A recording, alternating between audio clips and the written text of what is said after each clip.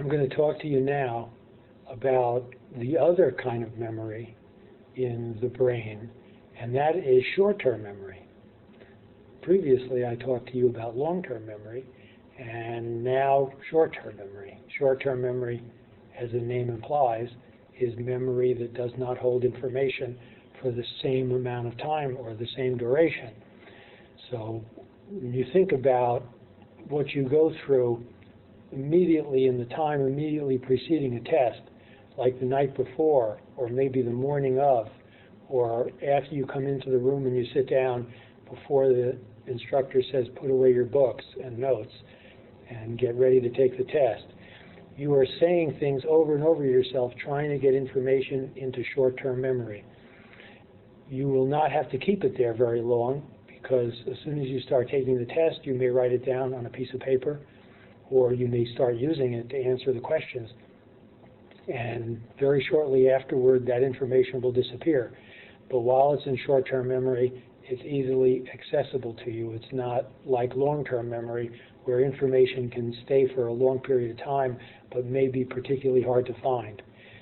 It would be like, for example, leaving your baseball glove or your tennis racket on the kitchen table. You would always know where to find it, assuming somebody didn't move it from there, as opposed to storing it somewhere in your attic, which is more like long-term memory, and you might never find it again after you did that. So the processes, the mechanisms for getting information and keeping information in short-term memory are going to be somewhat, in some ways, similar to long-term memory, but not exactly the same. So I'm going to go through some of those and describe them to you. The first procedure for getting and keeping information in short-term memory, and by far the most important and useful, is practice. As they say, practice makes perfect. Well, it may not make perfect, but it certainly, as long as you keep practicing something, it still will stay in short-term memory. The word we use, the technical word we use for this process is called rehearsal. It's like when actors and actresses for a stage play go over the lines. Well, when you go over the formulas or the dates or the names or the facts that you're trying to remember, you say them over and over to yourself, you're practicing. The more you practice, the more likely they are to remain in short-term memory, at least for a short period of time. There are two ways that you can practice. One way that you can practice is called massed practice. And massed practice means that it's all massed together. And we have a word for that, not a psychology word, but a school word, and that's called cramming. And that's when you wait until the night before a test and you try to get everything into short-term memory.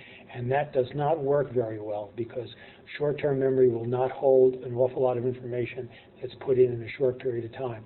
So the better form of practice is called distributed practice, and that's where you do a little bit at a time and you keep practicing it, and it's more likely to get information into short-term memory. The second factor, the important factor, is called meaningfulness.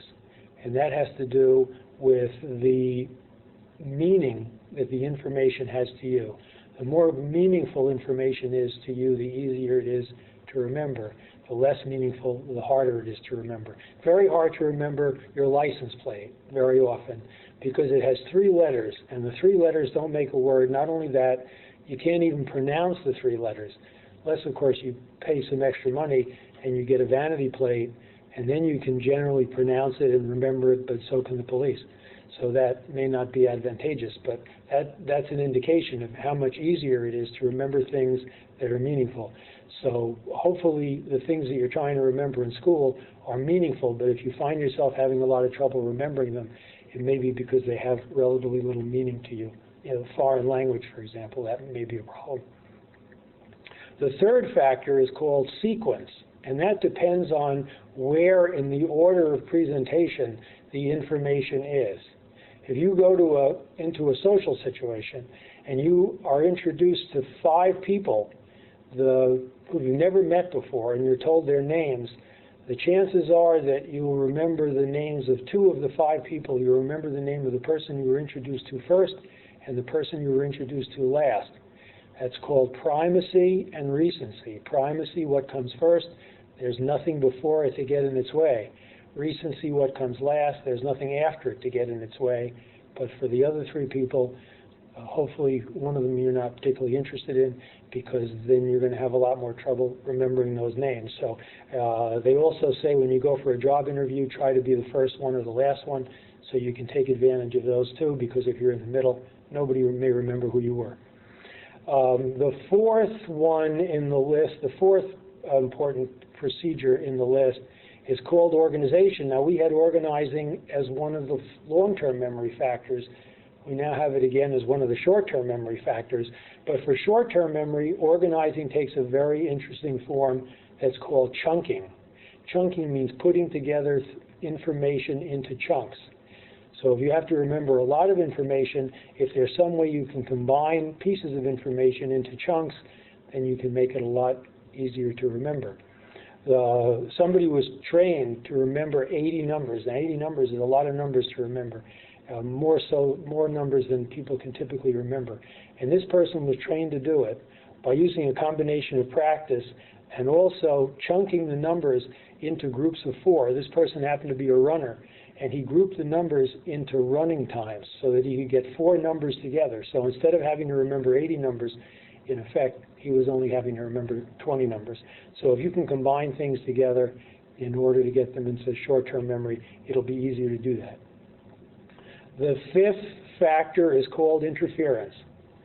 When you're trying to remember something and you receive new information, you hear new information, it gets into your receptors and into your sensory register. When it comes into your short-term memory, it gets all mixed up with what you're trying to remember. Just think if you're trying to remember somebody's telephone number and one of your friends who wants to make your life difficult starts repeating numbers over and over again. Or else if you're doing an exercise in front of the TV, for example, and you're counting repetitions, and all of a sudden somebody on the TV starts saying numbers, you lose where you were in your sequence because of interference. New information interferes with old information.